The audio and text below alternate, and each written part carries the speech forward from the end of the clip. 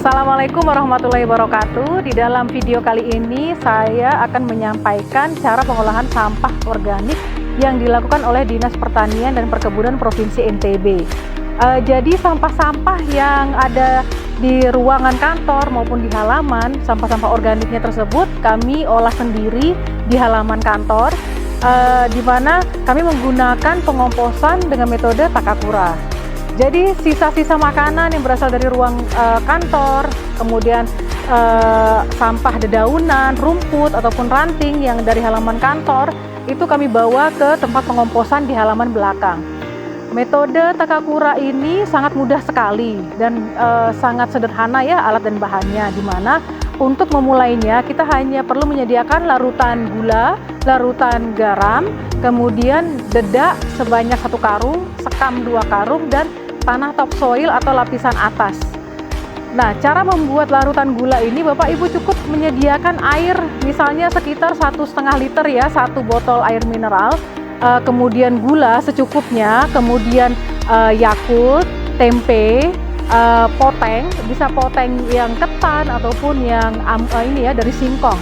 Nah, kemudian untuk larutan garam Bapak Ibu bisa menyediakan air sama ukurannya 1,5 liter, kemudian garam secukupnya, kulit buah, kulit sayuran, ini minimal 3 jenis ya Bapak Ibu. Jadi misalnya kulit buahnya 2 jenis, lalu kemudian sayurannya, sisa sayuran. Dan perlu diingat di sini sisa sayurannya adalah sayuran yang mentah, belum dimasak.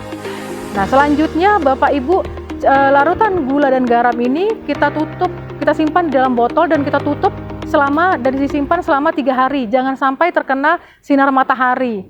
Nah, kemudian setiap harinya kita buka sedikit botolnya untuk mengeluarkan gasnya, ditutup lagi.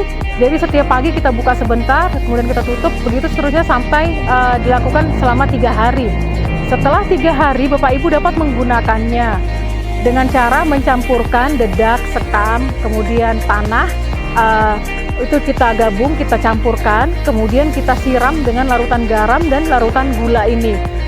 Komposisinya tuh kira-kira sekitar kalau campuran ini sudah bisa membentuk seperti bulatan ya, jadi kayak kita membuat donat dia sudah bisa dibentuk. Nah, jangan terlalu becek, jangan terlalu kering, jadi secukupnya kita semprotkan larutan garam dan gula ini bersamaan. Selanjutnya ini campuran dari dedak, sekam, tanah, dan juga larutan garam dan gula ini kita sebut sebagai tempat perkembangbiakan bakteri atau TPB. TPB ini kemudian kita simpan selama 6 hari. Jadi tanda-tandanya bahwa TPB ini siap untuk menampung sampah organik adalah ketika dia suhunya panas. Jadi TPB ini Bapak Ibu dapat disimpan di dalam wadah, misalnya karung kah, kemudian harus ditutup. Kalaupun misalnya Bapak Ibu tidak punya karung, Bapak Ibu bisa menaruhnya di atas tanah dan ditutup dengan terpal atau misalnya spanduk bekas. Jangan sampai terkena air hujan. Bapak Ibu bisa mengamati setiap harinya apakah tumpukan TPB ini terasa hangat atau panas. Nah, ketika dia mulai terasa hangat ataupun panas, ini tandanya bakteri sudah siap atau dia sudah bekerja, siap untuk mengolah sampah organik. Nah, setelah 6 hari Bapak Ibu bisa masukkan sampah organik yang dikumpulkan ke dalam TPB. Perlu diingat Bapak Ibu bahwa dalam memasukkan sampah organik ini kita perlu mengingat komposisi 80% TPB, 20% sampah organik. Jadi jika Bapak Ibu memiliki TPB seberat 80 kg, berarti sampah organik yang bisa dimasukkan adalah 20 kg.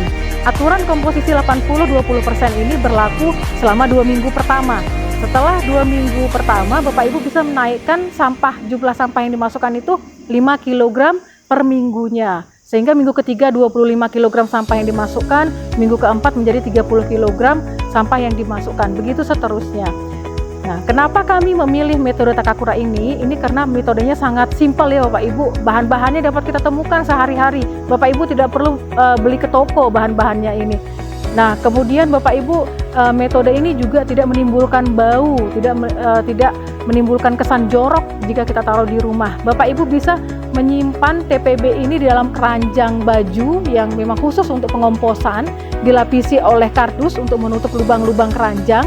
Kemudian di bawahnya kita alasi dengan kain bekas, lalu Bapak Ibu menaruh TPB-nya ini di dalam keranjang ini ya. Nah, ini Bapak Ibu bisa naruhnya di dapur, sehingga setiap kali Ibu misalnya memasak atau Bapak masak, sisa sampah organiknya ditaruh di keranjang Takakura ini, kita sebutnya keranjang Takakura. Nah, kompos ini dapat digunakan setelah 4 bulan ya Bapak Ibu. Jadi setelah 4 bulan, kalau Bapak Ibu sudah bisa melihat komposnya berwarna lebih gelap, coklat tua ataupun kehitaman, dan dia teksturnya menjadi lebih halus. Nah, ini Bapak Ibu bisa memanen kompos ini. Cara memanennya adalah Bapak Ibu membiarkan sampah ini dulu selama sekitar seminggu, didiamkan, jangan dimasukkan sampah dulu. Jadi mungkin Bapak Ibu bisa punya alternatif TPB yang lain untuk sampah yang lainnya. Nah, selanjutnya setelah seminggu Bapak Ibu bisa mengayak sampah ini, kompos ini maksud saya. Jadi komposnya diayak, yang halusnya kita gunakan untuk tanaman, sedangkan yang kasar sisa dari ayakan ini ditaruh kembali ke keranjang atau tempat pengomposan, dijadikan bibit kompos selanjutnya. Nah, ini sangat mudah sekali Bapak Ibu, tidak perlu lagi membuat bibit kompos yang baru, cukup gunakan sisa ayakan kompos yang pertama. Di Dinas Pertanian dan Perkebunan Provinsi NTB ini, kompos yang kami hasilkan digunakan untuk menambah nutrisi tanaman-tanaman yang ada di dinas, dan para pegawai pun bisa menggunakan kompos ini untuk kebutuhan tanaman mereka di rumah. Jadi ini adalah sisi positifnya dari pengolahan sampah organik di kantor, bahwa kita tidak perlu lagi membeli pupuk di luar untuk kebutuhan tanaman di kantor. Bahkan jika itu sangat berlebih, kompos ini dapat digunakan oleh pegawai yang ada di kantor.